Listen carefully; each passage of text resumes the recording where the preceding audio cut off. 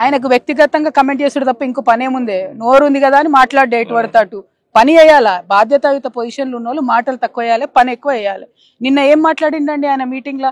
బీజేపీని తిట్టిండు, కొద్దిసేపు బీఆర్ఎస్ ని తిట్టిండు. బీఆర్ఎస్ లో నన్ను కోర్టు తిట్టింది, ఆయనను ముఖ్యమంత్రి గారిని చివాట్లు పెట్టింది. నువ్వు ఆ కవిత గారి విషయంలో నువ్వు మాట్లాడొద్దని చివాట్లు పెట్టింది. సుప్రీంకోర్టు చివాట్లు పెట్టినటువంటి చరిత్రలో మొట్టమొదటి ముఖ్యమంత్రి మన కర్మగాలి, మన తెలంగాణ ముఖ్యమంత్రి రేవంత్ రెడ్డి.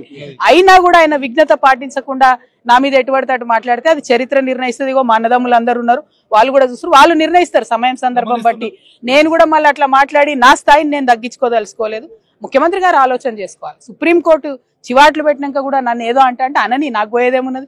ప్రజలు చూస్తారు, ఆయన స్థాయి తగ్గుతుంది తప్ప నా గౌరవం ఏం తగ్గదు. ఒకటి. రెండు, అవన్నీ పక్కకు పెట్టి మీరు చెప్పిన మాట చెప్పినట్టు చేయండి. రైతులకు బోనస్ ఇస్తానని రియండి, నీళ్లను కాపాడండి, గోదావరి నీళ్లు. ఆ రెండు పనులు చేయాలని ముఖ్యమంత్రి గారు డిమాండ్ చేస్తున్నారు. జై తెలంగాణ.